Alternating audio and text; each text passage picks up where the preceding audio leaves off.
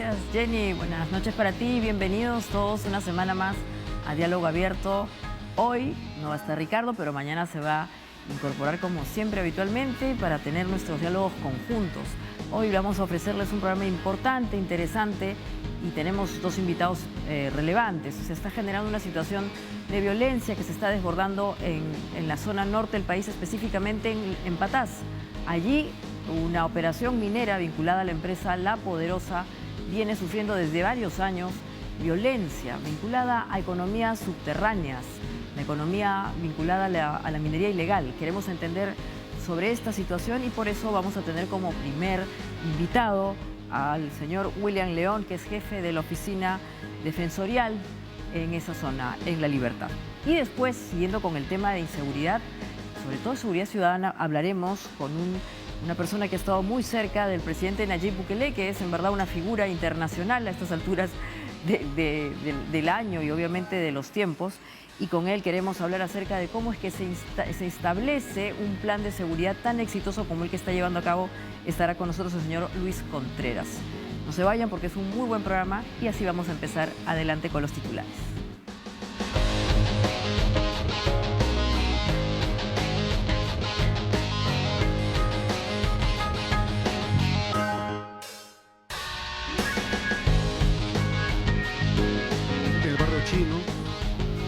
Un grupo de personas, un grupo de políticos radicales intentan soliviantar el ánimo de la población. Este decreto legislativo recoge una serie de modificaciones a las penas por bloqueo de carreteras. Estas penas se han agravado a 15 años de pena privativa de libertad para informar a los ciudadanos o a aquellas personas que cometen un delito al pretender bloquear efectivamente las carreteras en el país, que esta vez las penas van a ser no solamente severas, sino también efectivas. Si las conductas recaen causando grave daño sobre recursos, infraestructuras y sistemas que son esenciales para desarrollar y mantener las capacidades nacionales vinculadas a servicios públicos conforme a la ley de la materia, será reprimido con pena privativa de la libertad no menor de 8 ni mayor de 10 años el agente que causara este daño. Vamos a crear un comité multisectorial con la participación del Ministerio de Energía y Minas, Ministerio Público, Migraciones, Poder Judicial, así como también los gobiernos locales y regionales. Nosotros como gobierno garantizamos a la empresa privada sus actividades y vamos a trabajar para que se tengan las garantías que corresponden.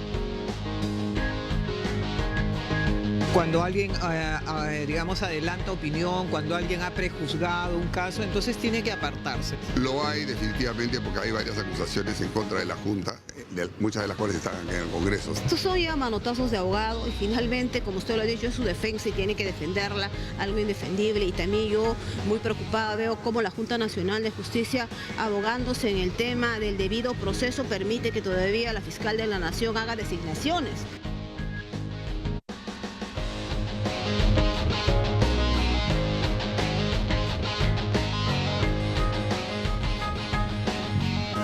Ya estamos de vuelta y vamos a empezar entonces el programa conversando con el señor William León. Él es jefe de la oficina de la Defensoría del Pueblo en La Libertad. El tema obviamente es lo que está pasando en Patás. Buenas noches, señor León, gracias por estar con nosotros.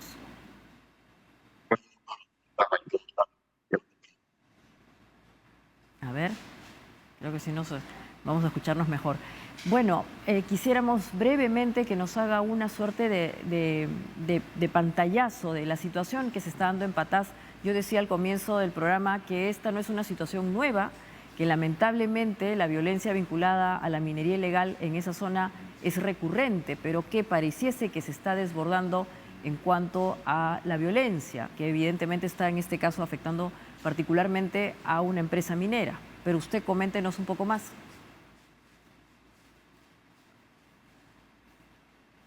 Creo que está en mute, señor León. No, parece que tenemos un problema con el audio, pero en todo caso, como le estaba preguntando y le estaba comentando al señor León, en este momento la operación minera es la que justamente ha sufrido este tipo de violencia. 9 personas muertas y al menos 15 heridos graves, que es lo que deja justamente el ataque de sujetos, eventualmente personas vinculadas con este tipo de actividades que están fuera de la ley.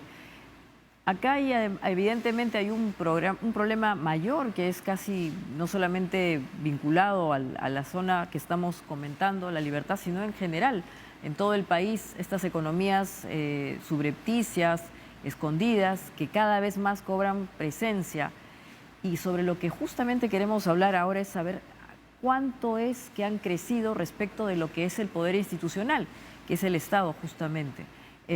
Se habla de que en estos espacios eventualmente ya habrían ganado justamente una suerte de mayor presencia respecto de lo que puede ser la presencia del Estado, pero hoy justamente se han presentado los representantes del Ministerio del Interior y de Energía y Minas.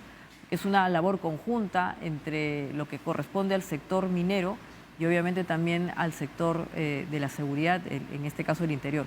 Dicho sea de paso, la minería ilegal no es un tipo de actividad que obviamente deba ser vinculado con actividades extractivas reales, ¿no? Sino que en verdad corresponden a una situación fuera de la ley. Pero ya estamos ahora sí con el señor William León. A ver, buenas noches, señor León. Sí. Buenas noches, señorita Maite. ¿Sí me escuchan? Perfecto. Perfecto, muy bien. Por favor, coméntenos cuál es la situación que actualmente se vive en Patás. Usted es representante de la Defensoría del Pueblo y en gran medida lleva la voz y justamente la infraestructura de control y policial que obviamente se necesita en esa zona respecto a los derechos. En primer lugar, quisiéramos expresar las condolencias y solidaridad con todos los familiares de las personas fallecidas y de los heridos que actualmente se encuentran en una clínica privada, que son 15, luego de esta incursión que todos lamentamos y que realmente debe restituirse. ¿Perdón? Hola. Adelante, le escuchamos, señor León. Sí. Le comentaba, bueno, en el caso particular, esta incursión obedece a un problema que ya no es de ahora. Y esto ocurre porque realmente no existe una política consensuada entre los tres niveles de gobierno para atender la problemática de la inseguridad ciudadana ligada a la minería ilegal. Este es un gran problema que se repite ya en diferentes departamentos y lamentablemente este sábado último hemos tenido que tener Señor León, Hola. si me permite, para poder precisar, usted está indicando que este es un problema que no solamente se está dando hoy en Patás, sino que se estaría de alguna manera repitiendo en otras zonas del país. Yo indicaba que evidentemente eso está vinculado al crecimiento de actividades extractivas fuera de la ley, sobre las que seguramente la Defensoría del Pueblo también tiene algún tipo digamos, de mapeo, ¿no? Seguramente ya deben haberse dimensionado exactamente cuánto es el impacto que tiene en la población, no solamente económicamente, sino sobre todo social. Hay, por ejemplo, información que dice que la minería ilegal y obviamente la agricultura también ilegal ya estaría sobrepasando actividades criminales como el narcotráfico. Y esto obviamente nos está hablando de una situación en donde hay estructura, hay seguramente una organización que no estamos terminando de observar de manera adecuada y sobre la que obviamente por eso mismo no tenemos mayor capacidad de acción, pero justamente sobre eso queríamos que usted nos dé su opinión, a ver si ahora sí podemos estar con el señor León. Adelante. Sí, evidentemente son grupos, son organizados, debidamente organizados, que realmente atrás de la minería ilegal hay una serie de delitos, trata de personas, sicariato, ¿no? Y pues el problema que ahora se ha acaecido lamentablemente en Patás tendría una solución inmediata, que es la primera, restablecer el orden que ya a raíz de la intervención del Ejecutivo ha enviado un contingente policial a cargo de un general para poder recuperar y tener el principio de autoridad en la zona. Pero esto tiene que ir de la mano con una política pública que se tenga que emitir del Ejecutivo y que involucren a los tres niveles de gobierno, tanto el Ejecutivo, el regional, como los gobiernos locales. Porque de lo contrario, vamos a esperar de repente un tiempo más y esto se puede repetir.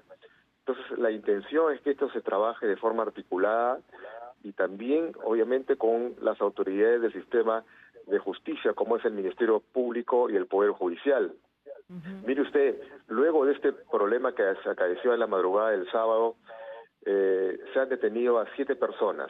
El día de hoy ha emitido un comunicado al Poder Judicial manifestando que el Juzgado de Investigación Preparatoria de Tayabamba, que queda en Patás, ha programado para el día de mañana la audiencia de prisión preventiva contra estas personas, esos 3 detenidos. Entonces, este trabajo tiene que ser articulado, señorita Vizcarra, para poder atender y disminuir el problema de la inseguridad relacionada con la minería ilegal. Sí, y justamente cuando hablamos de articulación, seguramente la Defensoría del Pueblo ya ha tenido otras intervenciones anteriormente en esta zona respecto a este tipo de actividades criminales.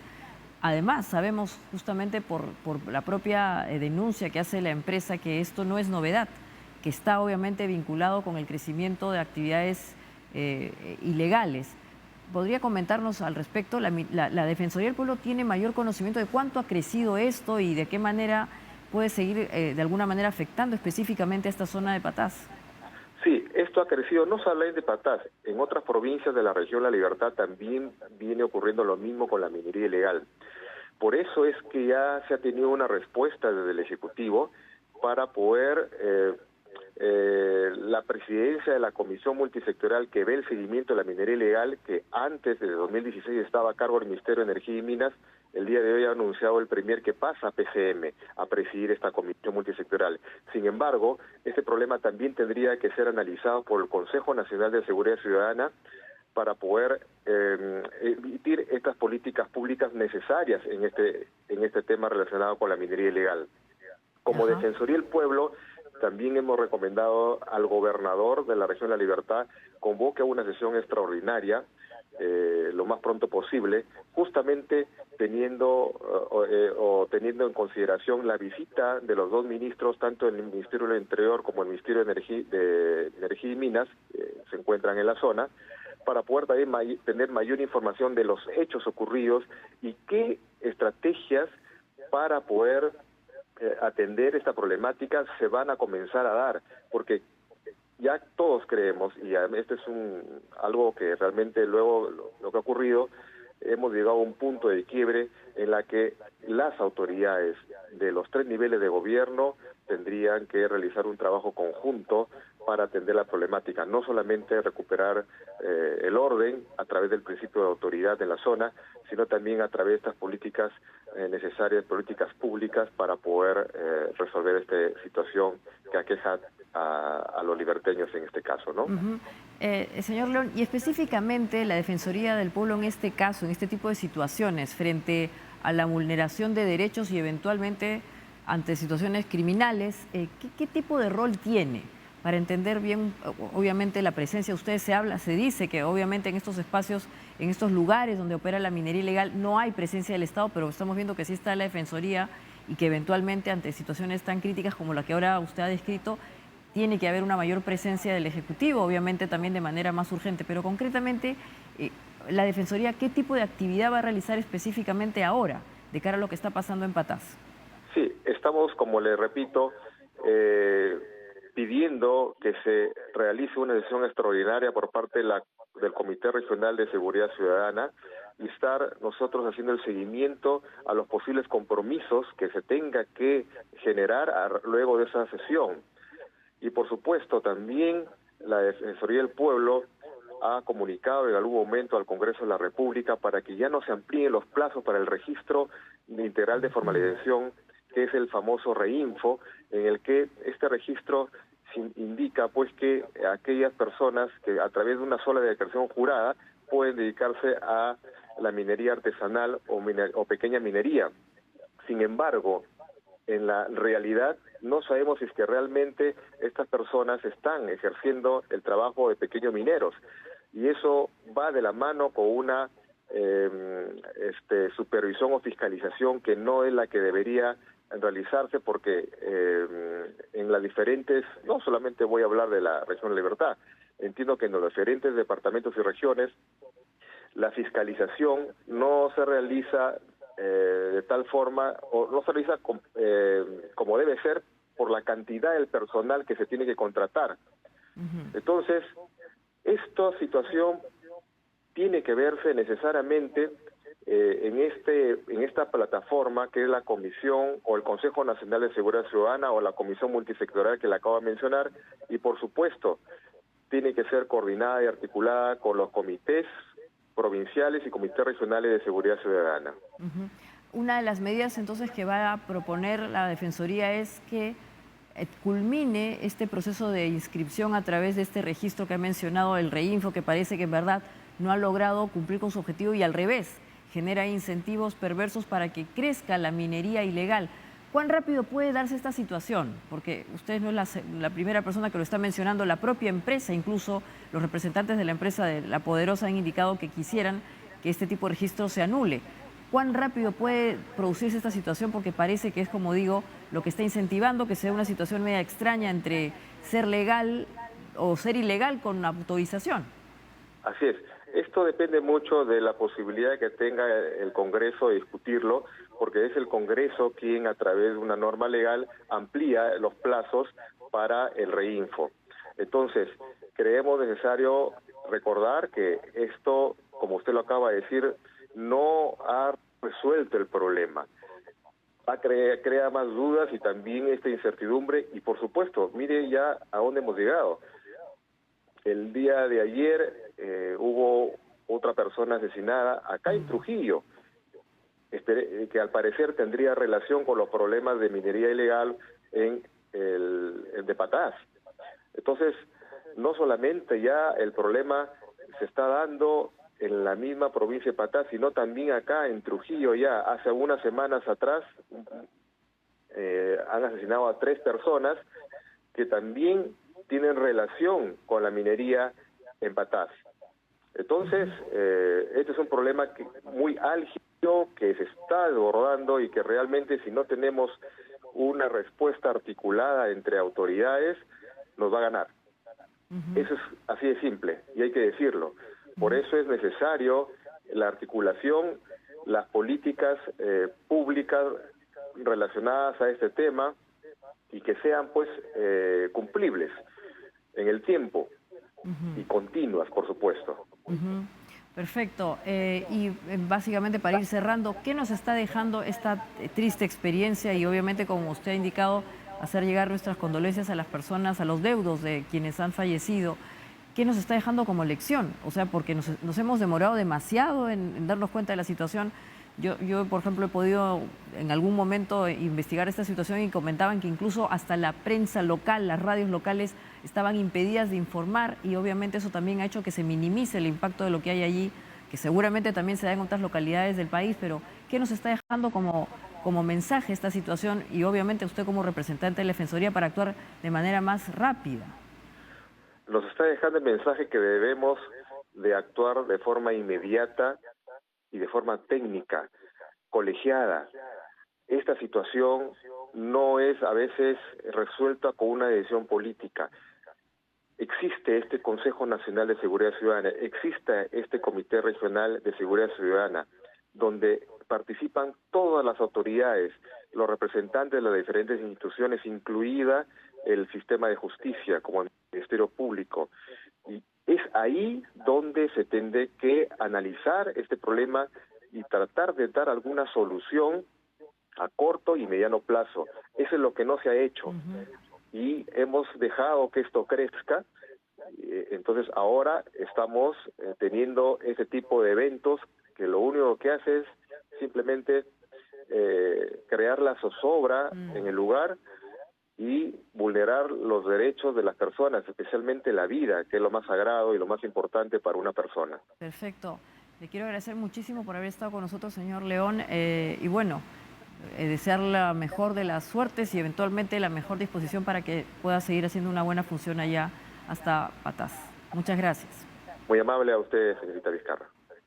Muy bien, y después de esto nos vamos a ir a un corte, pero antes vamos a ver algunas imágenes del pasado. En este caso, vamos a presentarles a la señora Gladys Sender, que a la fecha ha sido la única peruana que ganó un Miss Universo. Esto es en el año 1957. Y dicho sea de paso, es la mamá del actor y cantante Christian Meyer, que es muy conocido también por su tiempo en el rock peruano con Arena Hash. Y al regresar vamos a hablar de otro tema importante. Además estará con nosotros alguien que ha estado muy cerca del presidente Nayib Bukele, que es obviamente un personaje, como digo, ya internacional, el señor Luis Contreras, ex asesor de ese gobierno, y estará con nosotros para que nos dé muchas informaciones relacionadas a si en verdad es o no viable el tipo de acciones que se han establecido allá. Así que no se vayan, esto es Diálogo Abierto.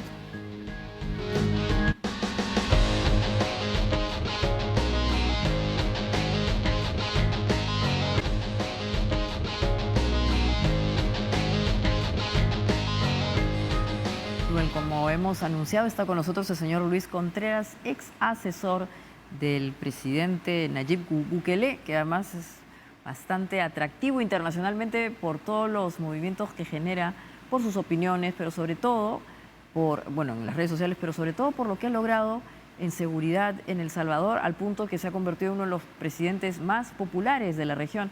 Buenas noches, señor. ¿Cómo está, señor Luis Contreras? Sí, buenas noches. Un gusto estar en su programa y qué bueno estar por el Perú nuevamente. Bueno, la primera pregunta que se cae de madurez ¿es replicable lo que ha logrado el presidente Bukele allá? Hay mucha expectativa, ¿no? Incluso sí. En esta parte, como usted decía antes de empezar, se habla del plan Bukele, como si fuera en verdad una situación marca registrada. ¿Es posible replicar las acciones que se han dado en El Salvador, considerando además que son realidades diferentes, ¿no? Sí, yo creo que es una pregunta que siempre está en el ambiente debido al éxito que se ha tenido en El Salvador, a como estábamos antes en violencia homicida ocasionada por las pandillas. Y sí es aplicable en el sentido de que son las mismas realidades en cuanto a delitos, por ejemplo. Yo le explicaba en la primera visita que hice al Perú en agosto, las veces que he ido también a otros países también que están interesados en esta temática, los delitos de alto impacto, los delitos de oportunidad son los mismos en los países. Robos, asaltos, atracos, homicidios, me explico. Es decir, aquí veo que hay homicidios también, hay robos, hay atracos. La diferencia es, primero, la voluntad política de los funcionarios para implementar políticas criminales que vengan a neutralizar estos delitos, y segundo, también la celeridad con que lo van a lograr. Esas creo que son las diferencias.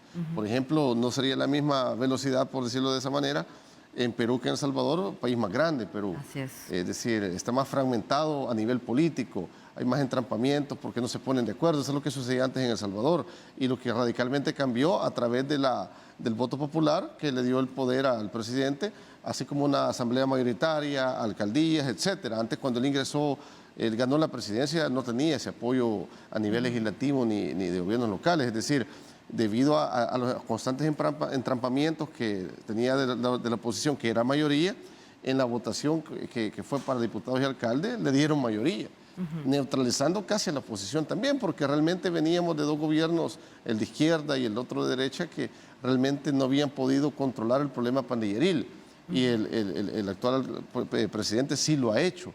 Y ese ha sido un golazo, llamémoslo de esta forma, porque da un efecto también dominó en cuanto a un beneficio económico, turismo, y lo pudimos ver no solamente en el evento de Miss Universo, sino que han habido juegos deportivos, competencias de surfing, en las cuales inclusive la Organización Mundial de Turismo dio un dato interesante, que El Salvador ya está en segundo lugar después de Costa Rica a nivel de Centroamérica en cuanto a visitas de turistas. Antes eso era impensable por la delincuencia.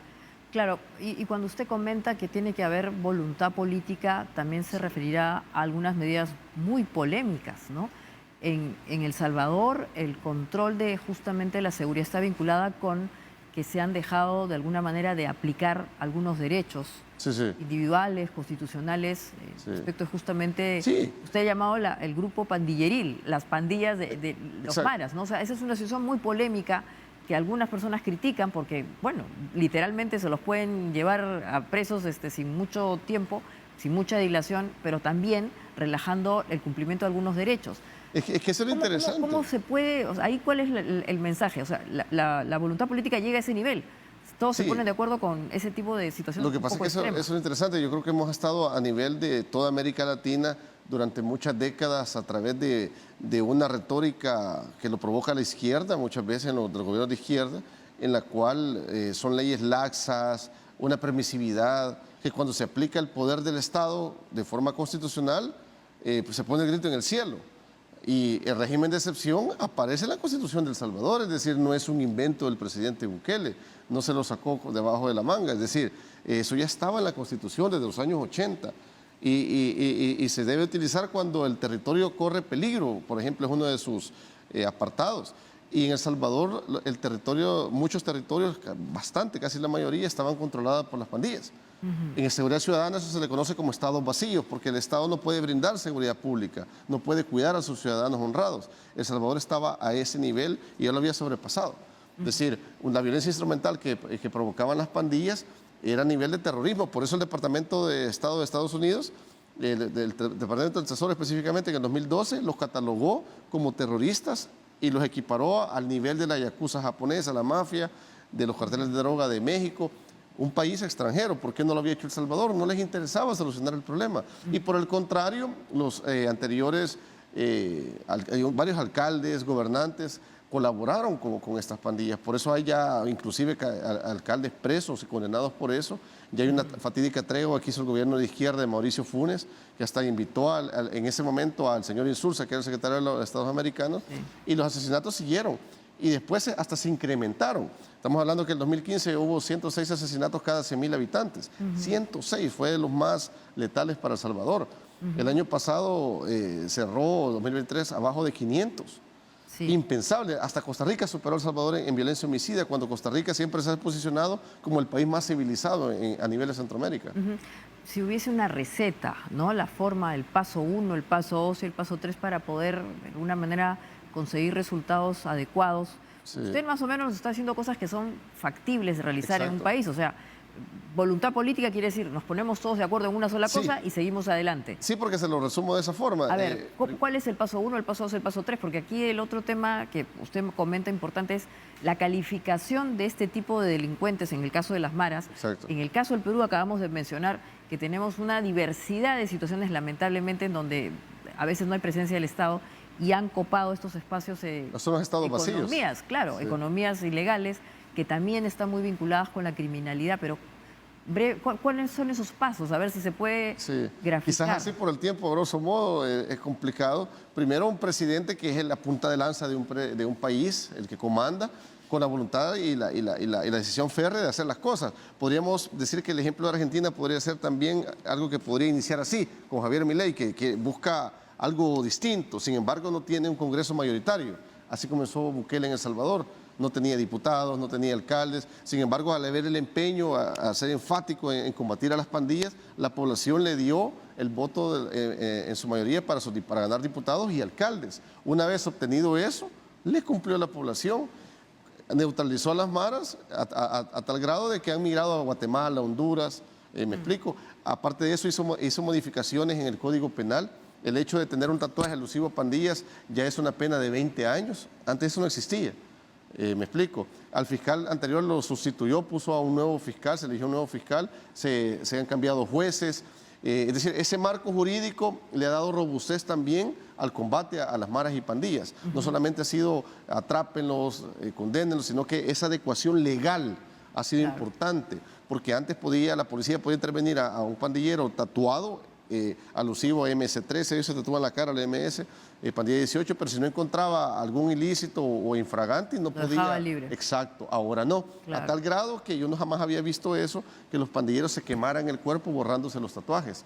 Así los han capturado. ¿Por qué? Porque no hayan dónde esconderse. Como decía, son situaciones bastante extremas, polémicas, porque justamente ya estamos yendo más allá de, digamos, como que se ponen en suspenso muchos derechos, pero al otro lado justamente está la efectividad de estas medidas. Sí, pero al final los derechos humanos velan por los derechos humanos de los ciudadanos honrados. Que si yo cometo un delito, obviamente pierdo ciertos derechos, el derecho a la libertad, por ejemplo. ¿Por qué? Porque me detiene la policía, me investiga. Es decir, ahí no hay violentación de derechos. Por eso cuando las ONG los plantean de esa forma, es de forma bien errónea.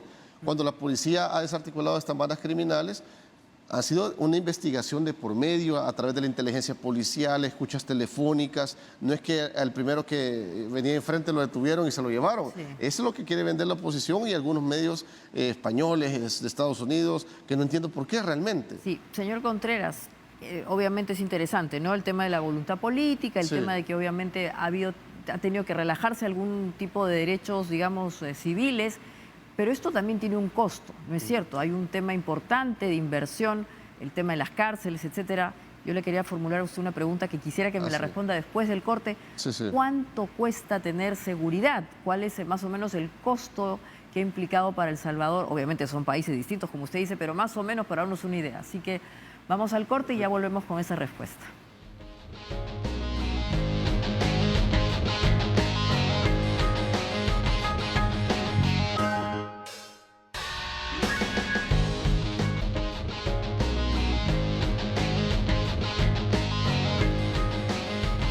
Muy bien, vamos a regresar entonces a la respuesta.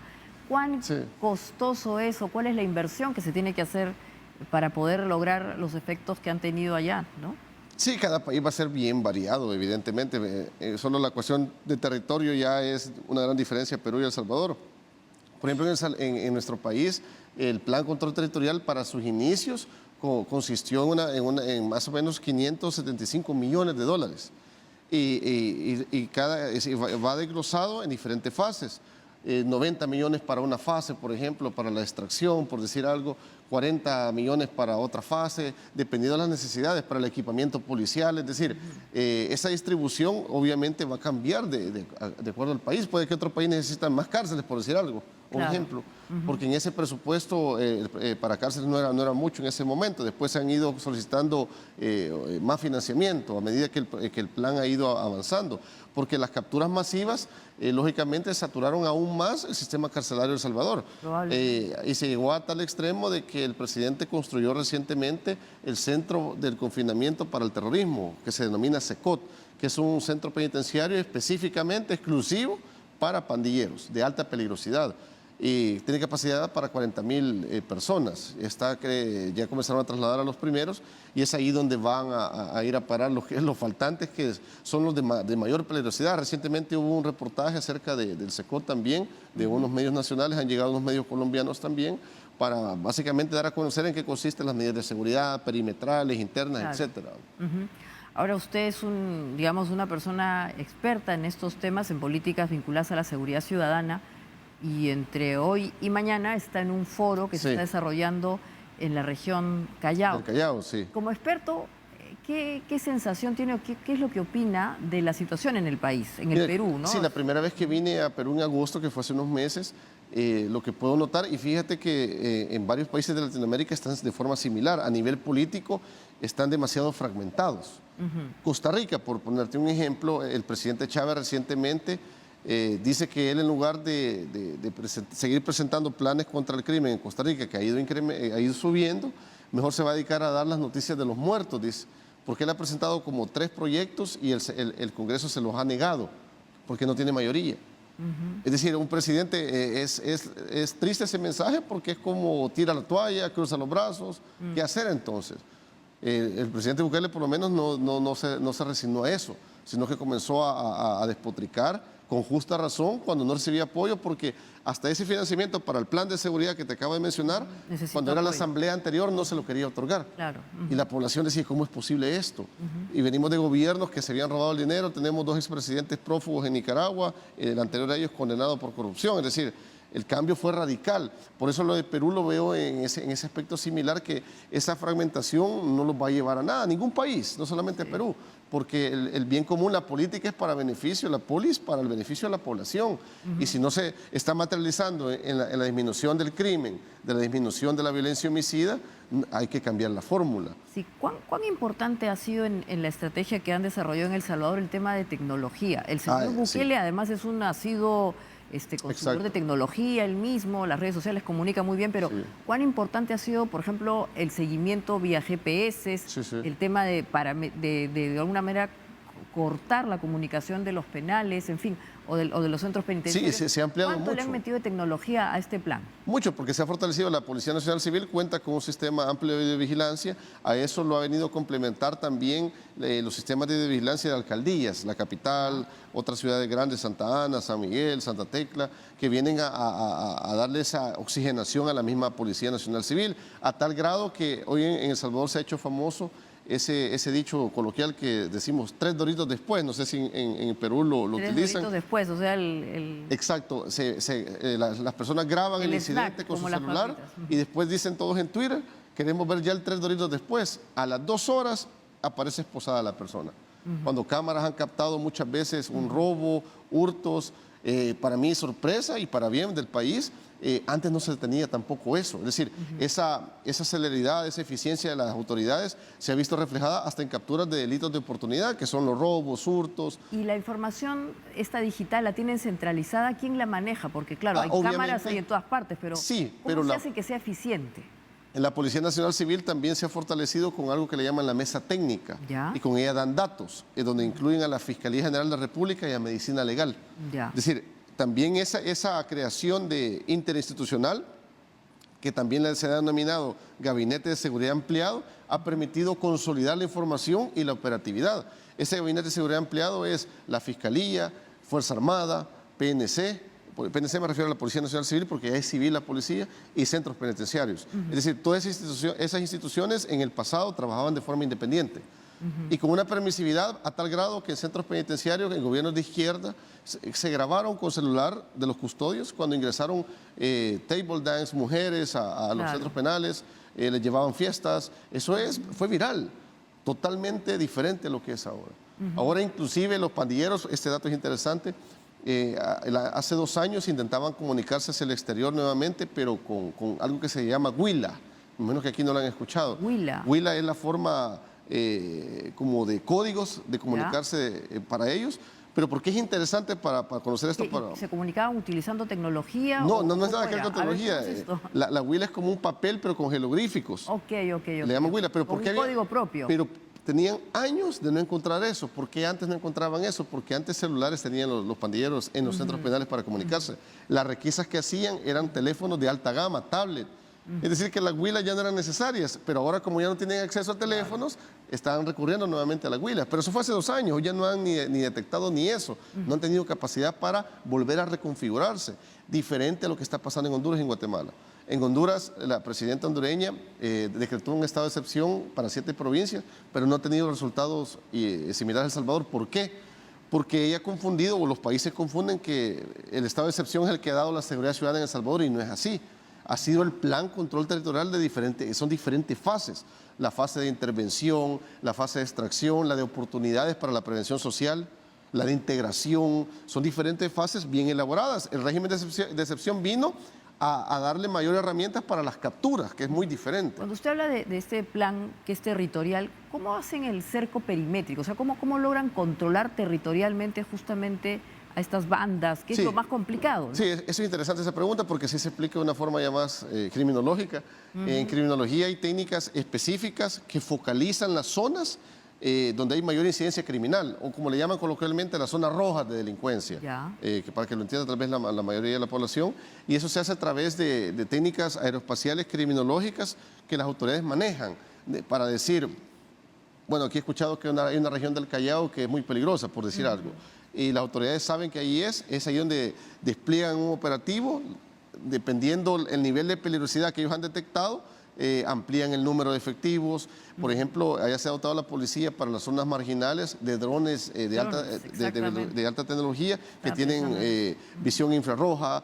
Ellos hacen un barrido perimetral que permite dar una avanzada y exponer menos al policía físicamente. Todo eso lo ha comprado el presidente, ha dotado a la policía. Antes no existía eso.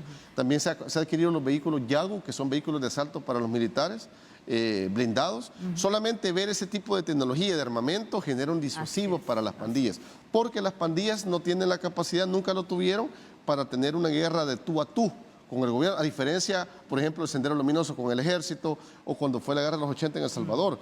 La diferencia de las pandillas, este fenómeno se conoce como guerra de baja intensidad, que son grupos terroristas que conviven con el Estado. Su misión no es derrocar al Estado, sino que convivir con él y de él. Muy interesante, señor Contreras. En verdad nos quedaríamos más tiempo conversando con usted, pero en resumen nos queda claro que es la voluntad política es un tema también de Inversión. control territorial, pero sobre todo tecnología, porque como bien ha indicado También, usted, sí, es la sí. forma de justamente desbaratar a bandas que hoy día se están comunicando. No, y por reformas papelito. legales también, reformas legales importantes. Bueno, muchas gracias por haber estado con nosotros. No, ha sido un gusto. Ha sido muy interesante y después del corte vamos a volver con la parte final del programa, así que no se vayan.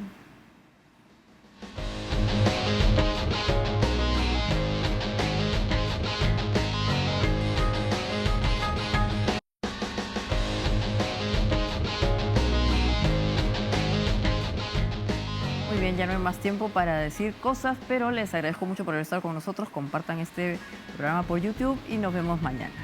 Hasta entonces.